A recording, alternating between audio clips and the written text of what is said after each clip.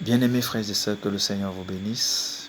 Je suis heureux une fois de plus de me présenter devant vous. Je suis votre frère, comme je le disais la fois dernière, Jean-Patrice Como. Pour le rappeler, je vis au Cameroun.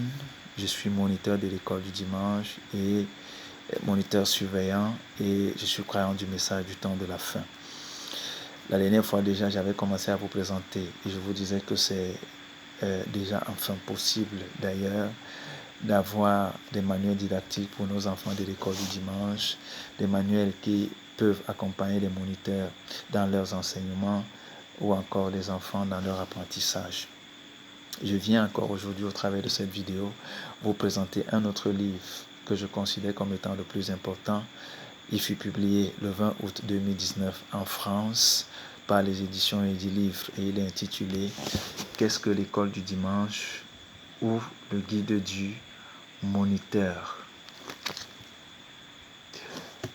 Bien aimé, ce livre est le plus important, pas par rapport au nombre, à son volume, c'est-à-dire le nombre de pages, parce qu'il n'a que 56 pages, pas par rapport au nombre de chapitres, parce qu'il n'en a que 3. Mais il est important pour moi, parce qu'il revient sur l'origine de l'école du dimanche, sur l'impact que l'école du dimanche a eu sur les enfants qui y prenaient part. Il revient également sur le moniteur et sa personnalité.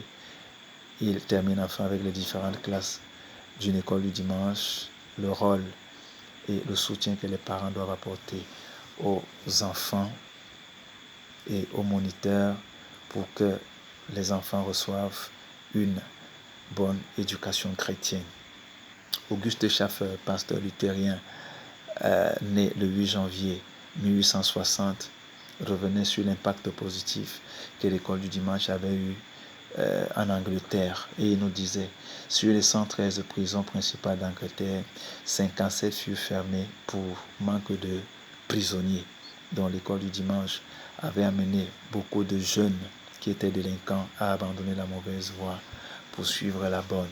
Ce livre très intéressant revient sur une maman du nom de Susan Wesley qui fut considérée comme la mère du méthodisme, pas parce qu'elle avait prêché un sermon, pas parce qu'elle avait écrit des livres, mais parce qu'elle s'était dédiée, elle s'était consacrée à l'éducation des 17 enfants qu'elle avait eus, et comme résultat positif, 2 hommes de réveil, John Wesley, le fondateur du méthodisme, et Charles Wesley, son frère. Bien-aimés frères et sœurs, je vous invite à avoir ce livre pour qu'ensemble, parents, moniteurs, puissions donner une nouvelle dimension, une nouvelle image, une meilleure éducation chrétienne à nos enfants. Car comme le dit la Bible, élève l'enfant selon les voies du Seigneur, afin que lorsqu'il sera grand, qu'il ne s'en détourne pas.